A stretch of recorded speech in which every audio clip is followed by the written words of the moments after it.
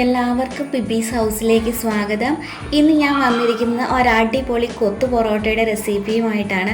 നമ്മൾ ഈ തട്ടുകടയിൽ നിന്നൊക്കെ വാങ്ങിക്കുമ്പോൾ കിട്ടുന്ന കൊത്തു പൊറോട്ടയില്ലേ, അതേ രുചിയിൽ നമുക്ക് വീട്ടിലും ഉണ്ടാക്കിയെടുക്കാൻ പറ്റും. അപ്പോൾ അതെങ്ങനെയാണെന്ന് കണ്ടു നോക്കിയാലോ. അതിനായിട്ട് ഞാനിവിടെ ഒരു 4 പൊറോട്ട എടുത്ത് വെച്ചിട്ടുണ്ട്. ഇത് ഇന്നലെ കടയിൽ നിന്ന് മേടിച്ചിട്ട് ബാക്കി വന്നത് ഞാൻ ഫ്രിഡ്ജിൽ വെച്ചിരുന്നതാണ്. അതുകൊണ്ട് ഇതിങ്ങനെ തണുത്ത് കട്ടിയായിട്ടിരിക്കുന്നത് കേട്ടോ. കൊത്തു പൊറോട്ട ഉണ്ടാക്കാനായിട്ട് ഫ്രഷ് ആയിട്ടുള്ള പൊറോട്ടയാണെങ്കിലും മതി. ആദ്യം ഒരു പാൻ അടുപ്പത്ത് വെച്ച് ചൂടായ ശേഷം 1 ടേബിൾ സ്പൂൺ എണ്ണ ഒഴിച്ചു കൊടുക്കാം.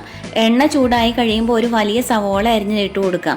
ഇനി മീഡിയം സൈസ് സവോളയൊക്കെ ആണെന്നുണ്ടെങ്കിൽ ഒരു 1.5 സവോളയൊക്കെ എടുക്കാവേ. സവോള വഴന്ന് ചെറുതായിട്ടൊന്ന് കളർ മാറി വരുമ്പോഴേക്കും തക്കാളി ഇട്ട് കൊടുക്കാം. ഞാനിവിടെ 2 ചെറിയ തക്കാളിയാണ് എടുത്തിരിക്കുന്നത്. ഒരു 1.5 ടീസ്പൂൺ ഉപ്പ് കൂടി ചേർത്ത് കൊടുക്കുവാണേ. അപ്പോൾ സവോളയും തക്കാളിയും പെട്ടെന്ന് വഴന്ന് വരും.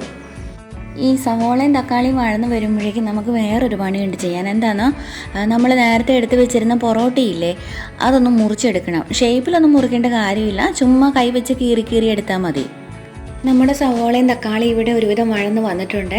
ഇത് ഒത്തിരി വഴന്ന് വല്ലാതെ ഡ്രൈ ആയിട്ട് വരുമൊന്നും വേണ്ട. തക്കാളി ഒന്ന് സോഫ്റ്റായിട്ട് നല്ലപോലെ ഒന്ന് ഉടഞ്ഞു കിട്ടിയാൽ മതി. കാരണം ഈ തക്കാളിയുടെ നനവിൽ വേണം നമ്മുടെ പൊറോട്ടയിലേക്ക് മസാലയൊക്കെ പിടിച്ചു വരാൻ. ഇനി ഇതിലേക്ക് ഒരു 1/4 ടീസ്പൂൺ മഞ്ഞൾപ്പൊടിയും 1 ടീസ്പൂൺ മുളക് പൊടിയും ചേർത്തിട്ട് ഒന്ന് ഇളക്കി കൊടുക്കാം. അതിനുശേഷം നമ്മൾ നേരത്തെ മുറിച്ച് വെച്ചിരുന്ന പൊറോട്ടയില്ലേ, അത് ചേർത്ത് കൊടുക്കണം. എന്നിട്ട് നല്ലപോലെ ഇളക്കി കൊടുക്കണം കേട്ടോ. മസാലയൊക്കെ നല്ലപോലെ പൊറോട്ടയിൽ പിടിച്ചു വരണം. സവോളയും തക്കാളിയും വഴറ്റിയിപ്പം ഡ്രൈ ആയി പോയിട്ട് പൊറോട്ടയിലേക്ക് മസാല പിടിക്കാൻ ബുദ്ധിമുട്ടാണെങ്കിൽ ഒരല്പം വെള്ളം തൂളി കൊടുത്താൽ മതിയേ. ഇനി ഒരു 3-4 മിനിറ്റത്തേന് മൂടി വെക്കുവാണേ. പൊറോട്ട ഒന്ന് ചൂടായി വരട്ടെ. അടി പിടിക്കാതെ ഇടയ്ക്കിടയ്ക്ക് ഇളക്കി കൊടുക്കണേ. പൊറോട്ടയുടെ ലെയറൊക്കെ വിട്ടു പോരാനായിട്ട് ഇളക്കുമ്പോൾ ഇങ്ങനെ കുത്തി ഇളക്കണേ.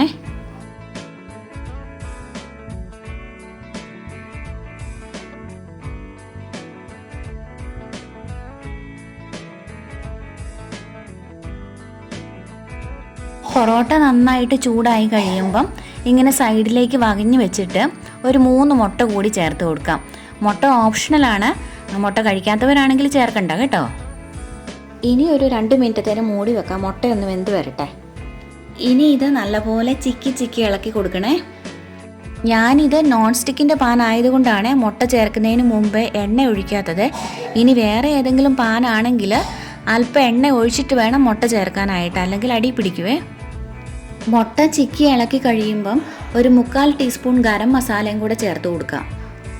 ഇനി ഇത് നല്ല ഡ്രൈ ആയിട്ട് വരുന്നിടം വരെ ഇളക്കി കൊടുക്കണം. നന്നായിട്ട് ഡ്രൈ ആയി കഴിയുമ്പോൾ അതിൻ്റെ ടേസ്റ്റ് കൂടും. ഞാൻ പറയുന്നതൊക്കെ നിങ്ങൾക്ക് മനസ്സിലാവുന്നുണ്ടല്ലോ അല്ലേ? അഭിപ്രായങ്ങളൊക്കെ കമൻറ്റ് ചെയ്യണേ, എന്നാലല്ലേ എനിക്ക് അടുത്ത വീഡിയോയിൽ കൂടുതൽ ഇമ്പ്രൂവ് ചെയ്യാൻ പറ്റുള്ളൂ. പിന്നെ ലൈക്ക് ചെയ്യാനും ഷെയർ ചെയ്യാനൊന്നും മറക്കരുതേ. സബ്സ്ക്രൈബ് ചെയ്യാത്തവരൊക്കെ ഒന്ന് സബ്സ്ക്രൈബ് ചെയ്തേക്കണേ. അപ്പം നമ്മുടെ രുചികരമായ കൊത്തു പൊറോട്ട റെഡിയായിട്ടുണ്ട്. ഇനി ആരും കടയിൽ പോയി കാശ് കൊടുത്ത് കൊത്തു പൊറോട്ട മേടിക്കേണ്ട ആവശ്യമൊന്നുമില്ല. എല്ലാവർക്കും വീട്ടിൽ തന്നെ ഉണ്ടാക്കിയെടുക്കാം. അപ്പോൾ ഉണ്ടാക്കി നോക്കിയിട്ട് അഭിപ്രായം അറിയിക്കണേ. ബൈ.